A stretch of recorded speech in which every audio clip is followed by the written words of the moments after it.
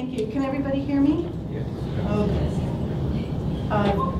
Thank you for being here today on this winter's day, cold winter's day. But I'm so glad everybody came out. When you were walking on the snow today, I want you to think about how you were walking on ancient ground. You were walking on Indian land. Everywhere you walked, every day, in your house, to school, to work, you were walking on land that was visited, understood, and loved by the ancients, the ancestors of our ancestors. This is an important piece of information to know because essentially what we talk about when we're talking about the earthworks is Indian land. And all of Ohio was Indian land.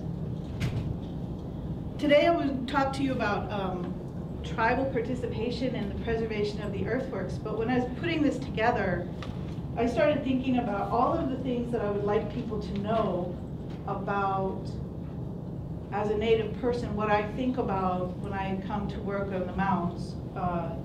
Education about the mounds, learning about the earthworks, telling people about the earthworks. So what you're going to see today, no one has seen before. It's new. And those of you in the audience who are American Indian, I hope you will relate to it because it's not new to you. Let's see. I'm going to figure out my technology here. The take-home message that I'd like for you to take home today is that there are no federally recognized tribes in Ohio. There are 20,000 individuals who self-identify as American Indian living in Ohio, and that number increased dramatically in the last 10 years from the previous 10 years, and births did not account for that. So just think about that. And there are many groups in Ohio who claim to be tribal, an American Indian, and who have leaders called chief. They are not federally recognized tribes. This is a burial mound. This is the kind of mound that was most numerous in the Ohio Valley throughout the eastern woodlands. The settlers who came here encountered thousands and thousands of them. The people who created them had found a way to signal across time, across space, across generations, that their relatives were put there safely placed there. So no one would bother them, and it was a signal. Everybody knew that that was a burial mound. They had charnel houses, right? That's what the archaeologists call them, charnel houses, where they built a wood structure and put people in it and burned them and then covered it up with dirt. And this was a signal to all who came. This was a sacred space, the relatives were there, and it wasn't to be bothered. When the settlers arrived, there were thousands of them undisturbed, and they were quickly removed. Ohio's known for all their special earthworks, precise geometric earthworks, many conical burial mounds, effigy mounds, but Ohio isn't the only place that these earthworks exist. Wisconsin has a huge number of effigy mounds. In the southeast, there are lots of platform mounds and round mounds, embankments, and things like that. There were specializations in each of the areas. We don't really understand all that, and of course it happened thousands of years apart, thousands of miles apart, but earthworks and mounds were ubiquitous in the landscape. They could be art. This is Alligator Mound, which of course isn't an alligator. There's special kinds of mounds, these stone mounds, Fort Ancient. But they were found all over the eastern part of the United States, even though there were different cultures and different time periods. And notice that I've marked 1560 AD. So we know about the three eras of earthwork building cultures in Ohio, and that's what we sort of focus on. The Adena, which was the earliest, the Hopewell, which created these massive burial mounds, these beautiful, precise geometric earthworks like the octagon earthworks, and then the Fort Ancient, 900 BC to 1560. Wow, 1560. Well, 1492 heralded in the historic era, and 1560 comes after 1492. So there were people living in these earthwork building cultures when people arrived here from Europe. They were definitely here all the way up until the mid-1500s. And then where did they go? Poof. This is a map showing all the earthworks in Ohio. The Newark earthworks and Chillicothe, the two areas that we talk about most right now because we're talking about World Heritage. And then Fort Ancient is over there toward the west. But what I want you to notice here is that they're built along rivers. Waterways were extremely important. Waterways was how people got from one place to another. Waterway culture, canoes and all of that, was very, very important to the people who lived here, and they understood it very well. The Fort Ancient people, the ones who came in, who lived through to the historic era, and maybe they were all connected, we don't know. They lived in small but well-connected villages. They were well connected because they were along the waterways and they were familiar with each other, as with a canoe. And it allowed for this elaborate trade network, or this elaborate network of getting materials that we find in the mounds from all over the country, all the way as far out as the Rocky Mountains and up north to Canada, all the way down to the Gulf Coast of Mexico. And what you can see is that if you follow a waterway all the way from the silver part on the map, all the way down to the conch shell at the bottom, you could follow that along rivers. So rivers were important, and for some reason, we never talked about the rivers when we started talking about the earthworks. So what I'm going to point out to you today are the things that puzzled me as an American Indian person when I started to learn, when I started my learning curve about the earthworks, because I'm not an archaeologist. And there were things that were absent. And when I wanted to think about how to answer the questions people have about what do Indians think about the earthworks, what meaning do they put toward the earthworks, tell me what the tribes think about the earthworks. I can tell you more about what the non-Indian people thought about the earthworks by looking at history. And this is what I can tell you about the Indians and the earthworks. This beautiful map, this is in our heads. This map doesn't exist in real life because the features on this map no longer exist. The reason they don't exist is because by 1900, only two features remained, the Great Circle and the Octagon. Up until 1840, Squire and Davis, Whittlesey, all of these people could come along and draw the pictures of the earthworks because no one had destroyed them for thousands and thousands of years.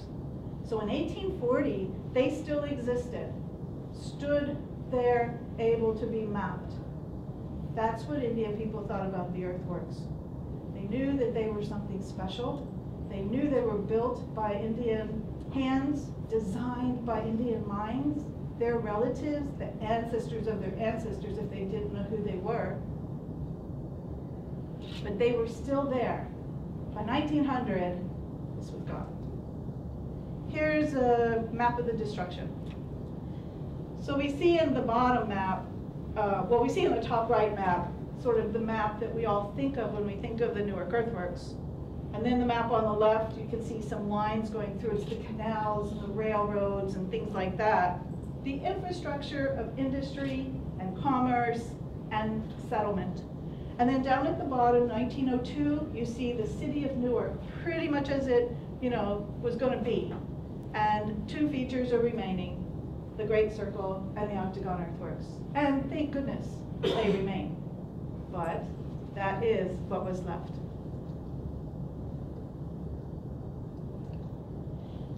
The Great Circle, I can't help. I know most of you probably know about the earthworks, but I just can't help doing this because we love these so. This is the Great Circle, an aerial view, probably shot by our own Tim Black here in the front. Raise your hand, Tim. And this is a picture of the Eastern Shawnee tribe on their heritage trip entering through the Eastern Door. Eastern Door. Okay, so a lot of people talk about gateways. The gateway of the earthworks. Well, that's what the people who actually drew the maps talked about, the gateways. Gate is a Western term. Gate doesn't really doesn't convey a native point of view about land and ownership and property and things like that. Because you know what? They didn't have those kinds of concepts. They had doorways. they had portals, they had entries, they had other things. So I'm trying not to use the Western terms when I can. It's a lonely job. Okay. This is the octagon. The octagon is amazing. It gives us an idea of American Indian aesthetics. Look at this. You can only really see it like this from up above. You can see how delicate but strong it looks. And what is it saying to us? What were the people thinking? This gives us an idea of how the people saw the world if we could sort of decipher it, if we could cut out some of the noise. What's the noise? It's the Western ideas about things. Things like gateways and ceremony, gateways and worship and things like that. Things that might not have been about native points of view. Why didn't they build up? Why didn't they put rocks there and make a temple or a wall or something? Why did they make those barrier mounds just when you walk inside? Were they trying to keep something out? Were they trying to keep things in? What's the circle connected to an octagon mean? We don't know. Why is it so big? I don't know. Maybe they were building it on the scale of the landscape around them. The builders wanted to honor the landscape around them. This was kind of a special place. If you read Bill Romaine's first book about the Newark earthworks, he talks about how there was salt here, and salt was especially important. Water was here. It was especially fertile. It was flat. It was well drained. It was high. It was kind of a special place. So Hively and Horn found out that the octagon has encoded in it the complete moon cycle, the metatonic cycle. It's 8 alignments over a period of 18 years. And what do we hear usually? The moon cycle is 18.6 years long. Yeah, 0.6. I want to see a Hopewell culture person do a 0.6. What does that even mean? Because that's a mathematical description of something that was ceremonial, something embedded into their life, something that was part of their daily life. So I like to think of it as 18 years and 219 days, because maybe that could give us some insight into what they were, not that I could be a mind reader of the Hopewell era people, but maybe it would help us understand if we understood how they counted those days, because they didn't create the cycle, they observed the cycle, and they had to know when it was happening. 18 years and 219 days. I say, Hively and Horn recovered indigenous knowledge. I resist the idea of saying Hively and Horn discovered that the octagon has as an observatory to observe the 18.6-year lunar cycle. Why am I so picky? Well, because they didn't discover it. They recovered it. Someone else built it. Someone else had found that out. And Hively and Horn would have never figured it out if they just hadn't happened to have been in love with the octagon, which they were. They loved this octagon, and they wanted to figure it out. And it was their persistence and understanding and open-mindedness that allowed them to find this. Although the story is kind of funny, how they really didn't think there was anything there, but they kept looking because they really wanted to understand. I think it's important how we think about it, how we talk about it. They didn't discover it. Somebody else created it and put it onto the ground. That there's an observatory mound is under some question, I understand, from the archaeological community, but there is an observatory mound that we can see, and it does seem to sight right through that northern door, that when moon rises and the lunar standstill at the culmination of each cycle that takes 3 years to happen. That's amazing. What does that mean? So we had people from all over the country come here to talk with us at a symposium for World Heritage in the Newark earthworks. And the guy who studies Stonehenge, he said, you know guys, it probably wasn't the moon and the rising of the moon that everybody was waiting for, because we got completely moon crazy when it first happened in 2005. We wanted to have all our relatives there. We wanted all our friends to be there. We wanted to see as many moonrises as we could. We got Tim Black to go out there in all kinds of weather to take pictures. We wanted to see every moonrise that came through, and we found out there were lots of them.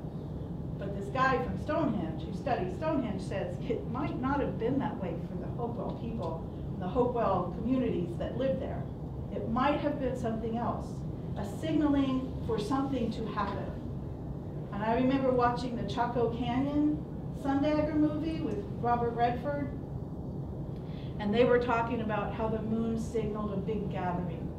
And when the moon rose at that particular time, at the lunar standstill, people would come along those roads around Chaco to gather for something that we don't know. And maybe that was something like that here. So we might need to adjust our thinking for the next go round, which is in 2024, 2025. And I hope by then we have. I hope by then we've changed up our narrative a little bit. Again, the aesthetics, soft curves. We don't know that they were lawn. Jeff Gill is very good at reminding us that they probably didn't have a lawn. They probably had something else on the ground, but whatever they had, you couldn't hide those curves, and when you are up close, you couldn't not see them. Why was it so open, but yet closed? What does that mean? We're just going to look at some moonrises because they're so beautiful. Okay, waterways again. Here's Marietta. Marietta is at the confluence of the Muskingum River and the Ohio River.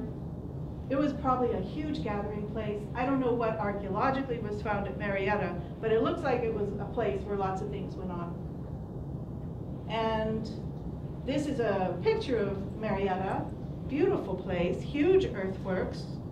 You know, Marietta is kind of over there by the eastern part of the state.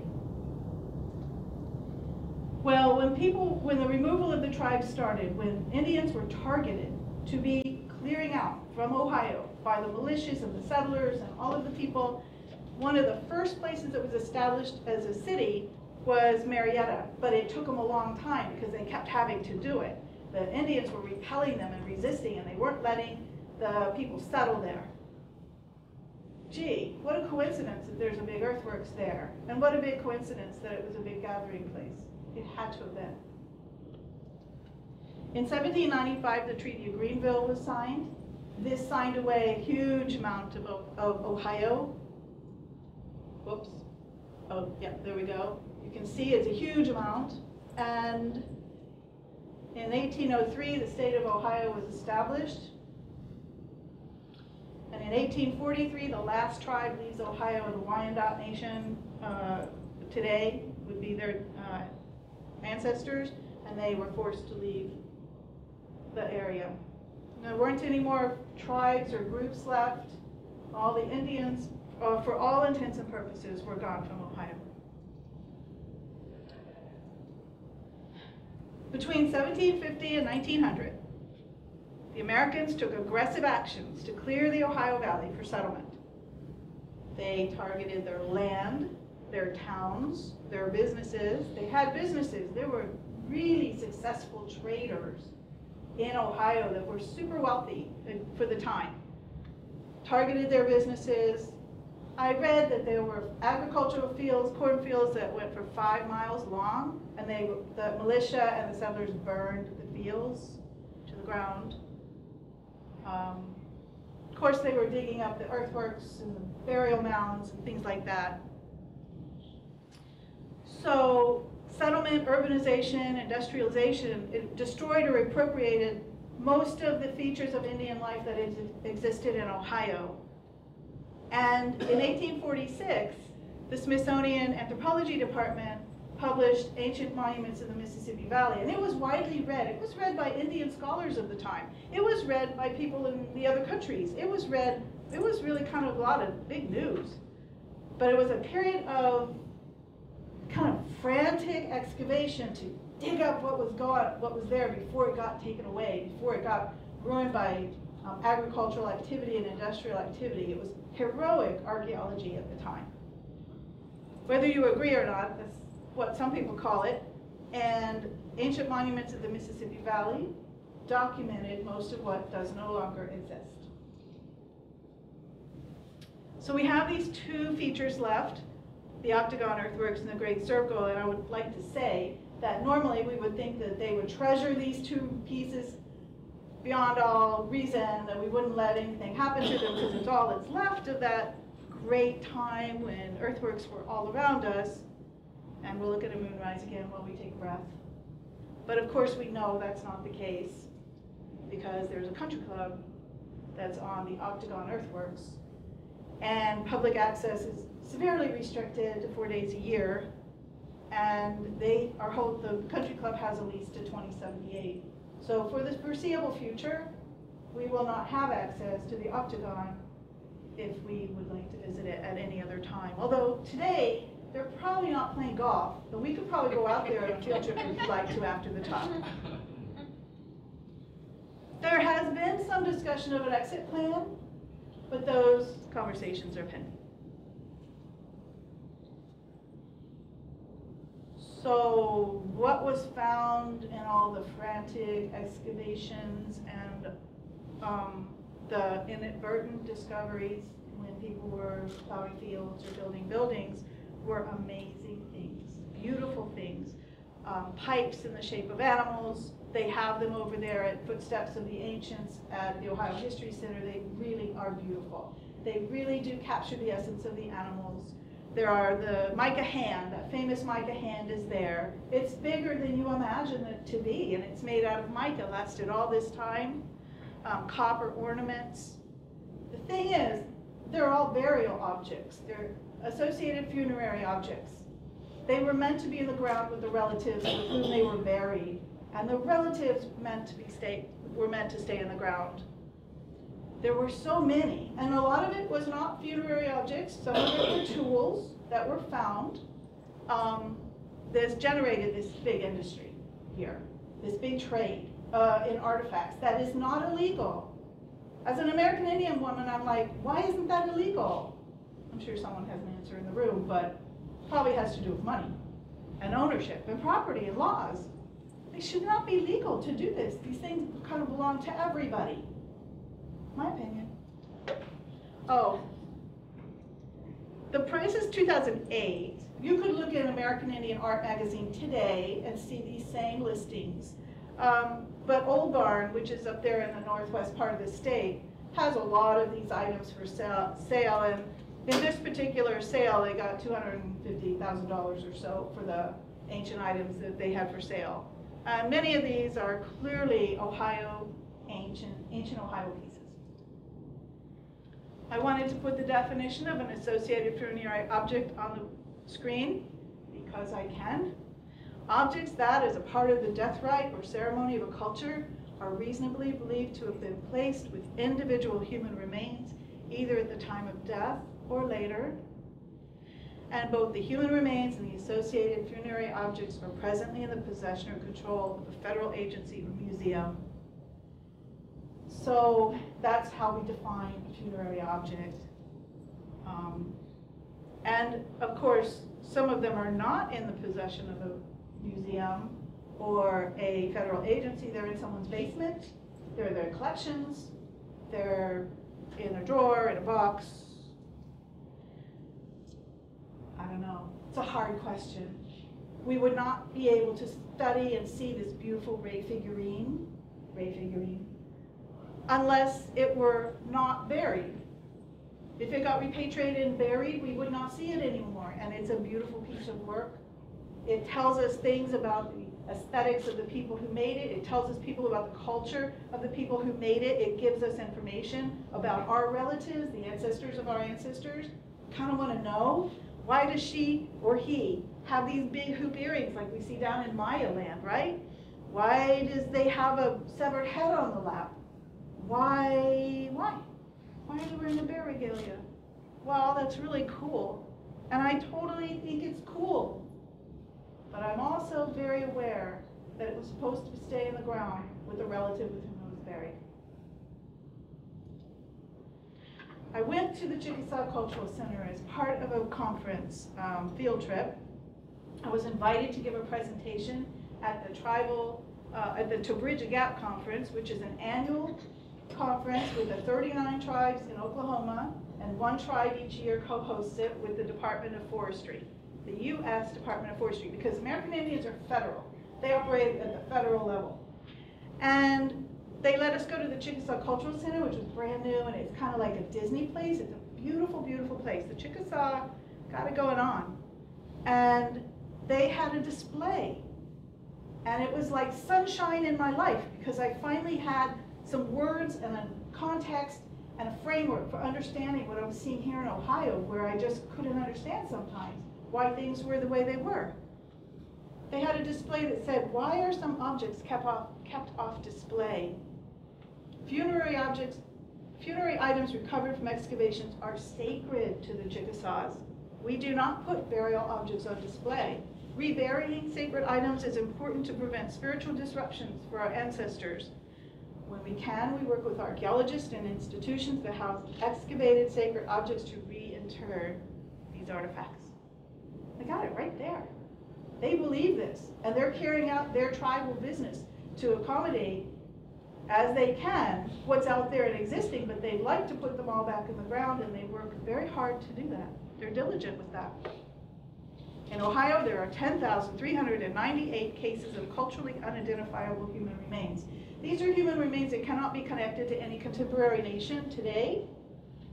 Many are identified as Fort Ancient. I just can't get over this. Fort Ancient went all the way to 1650, and some of them are actually dated to that. That's historic times. I have a lot of trouble not connecting historic times with people today, because they are, but I don't know exactly how, and I guess that's the big $1 million question. This is another exhibit that's at the Chickasaw Cultural Center. It's a letter that they posted in their exhibit, and they say 2 years ago, a group of Chickasaw people, the Chickasaw leader is called the governor, and he wrote the letter. We traveled to Mississippi, that's their ancient homeland, like Ohio would be maybe to, we'll get to that, some of the tribes who claim to be related to mound builders in Ohio. Anyway, they say they go to their homelands, and they met some people who had access and control of their the Chickasaw ancestors' items and places. And they were pleased overall with what they saw. Then they give them a lecture. We treated our dead with dignity and respect. The funeral ceremonies were sacred, and much of the deceased person's wealth was buried with him. This wealth included silver and gold, and it was buried with the deceased to make his next life happy and prosperous. When a Chickasaw person is buried improperly or his grave disturbed, his spirit cannot rest through eternity. They're mound builder descendants. They have a tradition they believe that is theirs, and they have a set of policies that are legal, that they use to protect the sites they believe are sacred and the remains of their relatives and ancestors. Our people believe that once a member of the tribe has been buried, then that grave is not to be disturbed except through natural causes. It is the desire of my people that these, our ancestors, continue to be left in peace. Is it too much to ask when so much else has been taken from us? We have burial mounds here. The wealth of the people were buried with them. They were supposed to be there for eternity. They're not related to the Chickasaw, but they were related, and those were their relatives, and the ancestors were there. It's not so different, but in Chickasaw world, they can make a connection, and no one here has made a connection yet. This is part of the culturally unidentifiable inventory database from the National Park Service, which oversees NAGPRA. And this shows an entry for the Peabody Museum of Archaeology at Harvard. They had 215 human remains. They're cases. They're not actually like whole things, are cases. And they said they're Fort Ancient tradition. I find that interesting. I just can't let that go. American Indians have been here in Ohio to talk about this, to try to educate the people here who have control of remains and funerary objects about how they feel about this. But many of them are addressing the issue of historic remains. Because in Ohio, not only is the prehistoric ancient sites, subject to this, but also the historic sites are as well. Chief Glenna Wallace had several situations where people sent her remains to her tribal offices in Seneca, Missouri. And so she felt it was really important that she start talking with legislators here about improving the grave law so that at least the historic sites were protected. She went in front of the Commission on Education and Preservation of State History in 2010, and she writes, even more disturbing, graves over 125 years of age may not be protected at all. There is no effective state law enforcing the protection of any unmarked grave sites on public or private land from looting or vandalism. And that means none of my ancestors are protected. She's very concerned about this. I think that there's a lot of people who are concerned about this. There was a time earlier in the history of the state when people were very public about going and looking for burials and trying to dig them up. It was in the newspaper. You can go do a search and find newspaper articles about it. But now that's not so much the case. And most people who do this for a living, people who work in this area of historic preservation and archaeology and so forth, do not want people digging up remains and violating the mounds. But still, that doesn't mean that the law's on the side, because the laws do need to be strengthened. And most people that we work with at the Newark Earthworks Center want those laws to be strengthened. I want you to remember this part. There are no federally recognized tribes in Ohio. There are 20,000 individuals who self-identify as American Indian. And there are many groups that claim to be tribes and have leaders that are called chief who are not federally recognized. I think this is an important point. And I think it takes all of us to understand it, to make a change. One of the reasons it's important is because in Ohio, the state legislators, the state officials, the educators and citizens are really confused about who's an Indian, what's an Indian, and what the definitions are. And on your tables, I have a definition, a fact sheet about American Indians and definitions of tribes and what tribal citizenship is. Federal Indian policy is what applies. Not state, but federal Indian policy. And tribal recognition is a very drawn out process. There's like 7 criteria that have to be met, and it takes a long time. But they're confused. We have American Indian Week because there were no American Indians involved with initiating that American Indian Week. It was one of the groups that is not federally recognized who went to their state legislator, and asked them to start American Indian Week. There were several of us in the room who were asked to help draft that law and write down about American Indian Week, but we still have a problem with getting people who are American Indian and tribally related involved with drafting and making changes in the state legislature. This is from a letter from Amos Loveday, who was the former state historic preservation officer in 1999.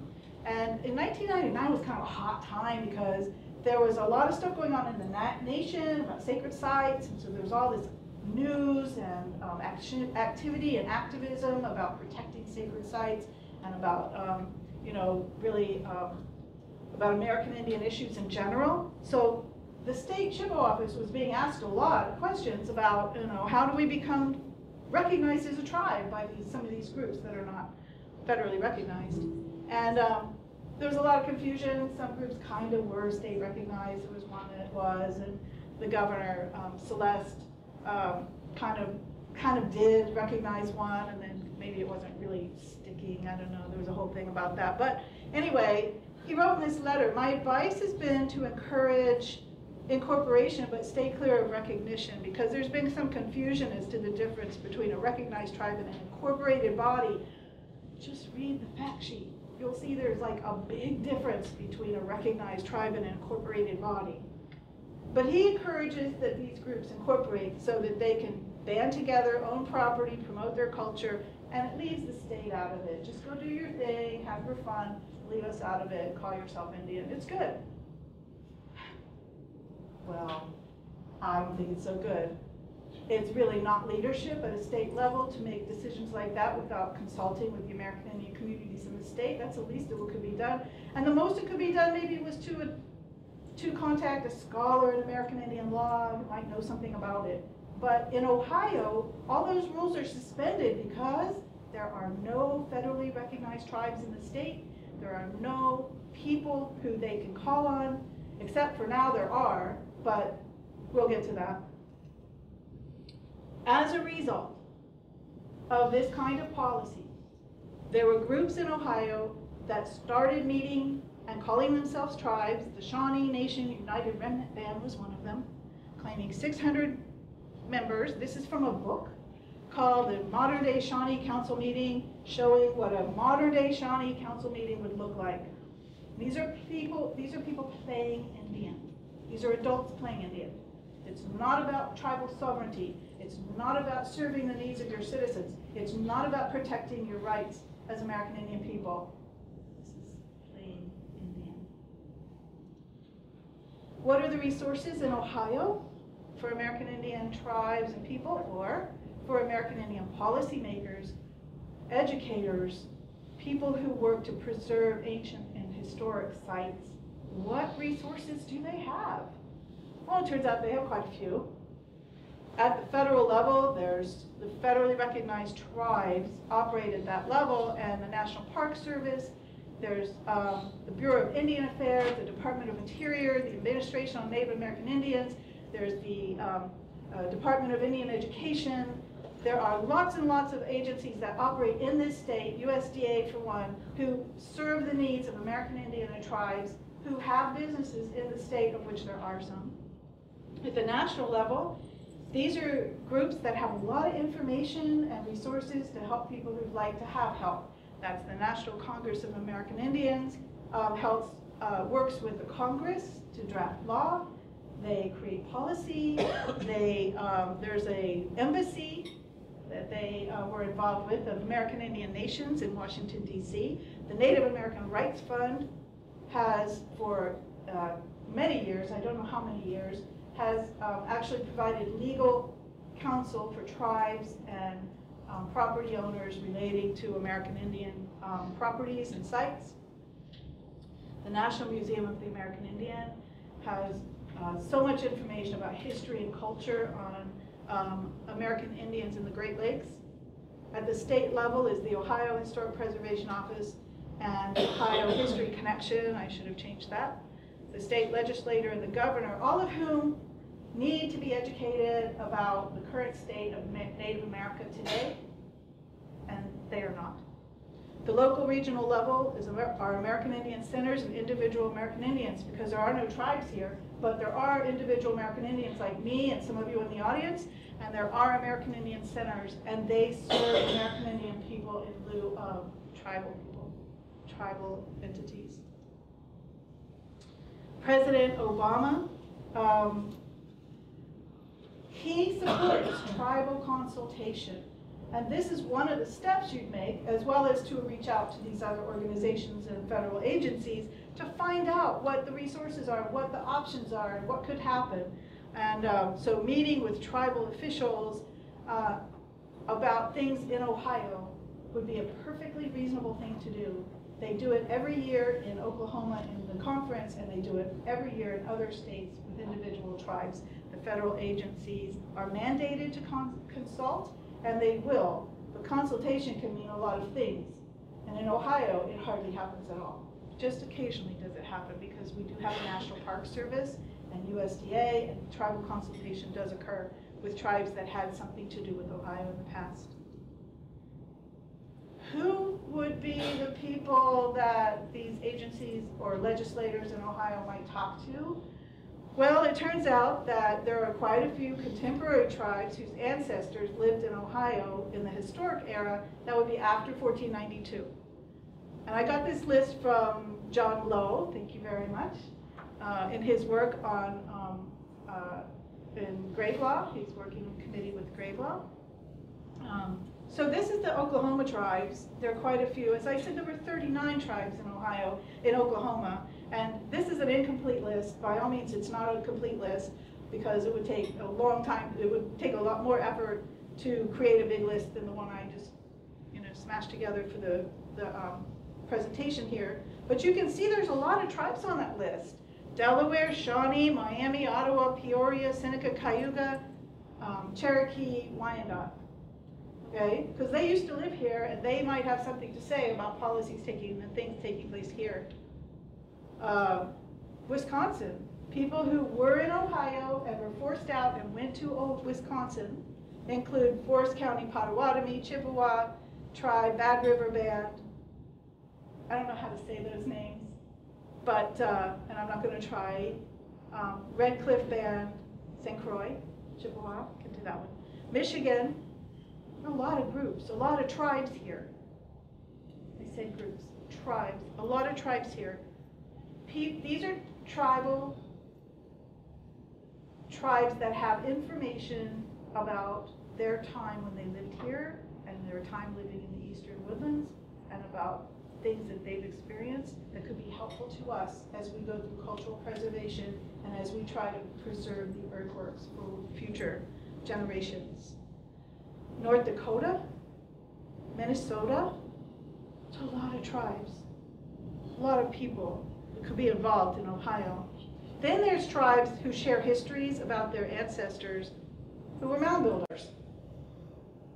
Chickasaw, Ho-Chunk, Choctaw, Muskogee Creek, Cherokee, Caddo, they say, we were mound builders. We were in Kentucky. We were in the Ohio Valley. We were here.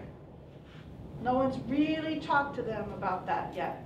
But they themselves are studying their own histories and creating a whole body of knowledge about how they were mound builders before Columbus came. The Chickasaw Nation, again, they have an exhibit about being mound builders. They have a name in their language for mound builders. Our ancestors were mound builders, and they have the name in the Chickasaw language. Of the Mississippi and Ohio River valleys, they claim to have been mound builders in the Ohio River valleys. Our territory stretched from the Midwest to New England and through the southeastern United States. Mounds were constructed from 500 to over 2,000 years ago in this region. We might learn something if we were to engage a conversation with them about the mounds here, and that's something that I'm working on. In our tradition, the Chickasaws, as well as dozens of tribes, are the direct descendants of Mississippian civilization. There's an archaeologist in the room. I could ask him, explain to me the difference between Mississippian and Hopewell, because they're not the same, and they're not the same by a big degree, but there are these like little similarities, these tantalizing similarities. We'll talk about that. Resources. World Heritage would be a huge resource for preserving the earthworks and gathering together these tribal thoughts and visions and experiences to further our understanding of the earthworks here, the land here, and the cultures that existed here, and to help us move forward as we, World Heritage is a step. We have lots to do if World Heritage happens, about how we go on. The National Congress of American Indians agreed to pass a nomination about supporting World Heritage. The Eastern Shawnee Tribe of Oklahoma passed a resolution to join us in that effort, and in 2011, our resolution was passed to support the nomination of Ohio Earthworks to World Heritage. It was a tiny thing, right? Dick and I went there and to Portland, Oregon, and we went through the process of making the resolution. We met a lot of people, a lot of tribal people, a lot of federal people. And what happened was this thing we were doing about World Heritage and getting public interested in the earthworks became known in the biggest place for Indian country policy, legislation that there exists, and that's the National Congress of American Indians. When the National Congress of American Indians meets, sometimes the vice president goes, hardly the president doesn't go, but all the agency secretaries go, the NAGPRA president goes, the National Park Service director goes. This is a high-level place, and they all got to hear that our resolution passed and learn something about the earthworks. We thought that was a wonderful day. The United Nations Declaration on the Rights of Indigenous People. I put that on the table. You have a URL you can look at to read it. It comes out of the UN.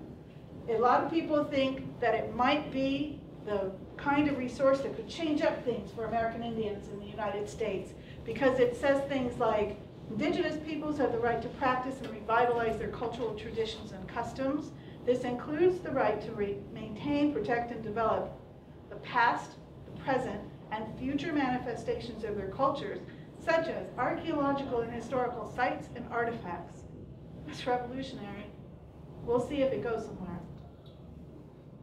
Take a breath. This is the octagon. America Meredith took this picture of a deer on one of the barrier mound at the northernmost door. It was quite a beautiful day. America Meredith is a publisher of a magazine called First American Art, and she is very interested in mounds. She funded a Kickstarter campaign to have her and Linda Loma Haftua, a friend of hers who's an artist, go to all of the Mississippian mound sites, and then we invited her out here to visit all the Ohio earthwork sites. And she wrote a really nice article for us in her magazine, which is at the center if you want to come over and look at it. Indians in Ohio. Oh, I finally got to it. Okay, since the 1950s, a lot of Indians moved here through migration and jobs and so forth. The Eastern Shawnee tribe, the Potawatomi tribe, they both came on heritage visits. We are enriched with this. It helps our democracy when Indians come here. It changes up who gets to have a voice at the table. When Indians are at the table, the stories that are told and the things that are said are not done from one point of view, a non-Indian point of view. And American Indians are very diverse, 566 tribes, totally different points of view and languages. When Indian people come to these sites, we're reclaiming them in a way, a special way, a cultural way, a spiritual way. This is the Potawatomi Elders Council who came this fall. Very important these groups come. They had golf carts at the octagon. It was really fun. The Eastern Shawnee Tribe of Oklahoma at Flint Ridge State Park. The Eastern Shawnee Tribe has erected at least 2 historical markers, if not more, and I expect that other tribes will do this as well to honor their historic sites. When we have different voices at the table, we can talk about different alternative, additional points of view about what happened at these ancient sites. The first time I saw this picture, this George Catlin picture, one of my colleagues put it on the screen and goes, wow, what did they think happened at the earthworks? These crazy people. But that's a stickball game. And stickball is really important to a lot of Indian cultures. And I didn't actually understand that until later, but stickball is one of those games that they played that could have gone miles and miles and miles. They could have gone between spaces. We had these like walkways, right, between the earthworks and the Newark earthworks. I don't know. That one that goes down to Chillicothe for 6 miles, they certainly could have played ball all the way down there. Leanne Howe came. She's a professor in American Indian Studies, an artist. She just got some sort of genius award, not from the MacArthur Foundation, but another one. And she came here and stood in the middle of the Great Circle and said, they had to have played stickball here. She's crazy for stickball. But, you know, why can't we consider alternative viewpoints besides ceremonial only, much less a ceremonial machine? Because you know what? American Indian culture is always a nexus of activities. Go to a powwow. You have the grand entry. You have prayer. You have feasting. You have dancing. You have weddings. You have commemorations. You have giveaways. It's a thing that happens. A whole bunch of stuff that happens in one. It's a thing. And why wouldn't the earthworks be any different? Because those things come from deep tradition. More on ball play. This is First American Art, a sculpture of a ball player. Spiro Mound inspired, I'm sure. This is from a pretty sketchy site, but on the right side is a Maya ball player, and on the left side is a Spiro sculpture of a ball player. They look like ball players. Here's our friend the Adena Pipe. The Adena Pipe man could be a ball player. Certainly I like the idea of him being a ball player rather than being all diseased or hurt or something. And Leanne says, this is what ball players do. They stand and call their players to play. And it looks like that's what he's doing, is calling his players to play. Plus, you know, the hoop earrings and the outfit, plus they're all buff. I mean, could be a ball player. And then that would be a connection to today's American Indian people, contemporary tribes who still play stickball. And it's an integral part of their world. And it's not just like a game. It's like a sacred game, because because it has more to do with a whole way you look at the world instead of just winning or losing a particular game. Art. We'll talk about art for a few minutes. This is a mixed media by Terry Greaves, an artist.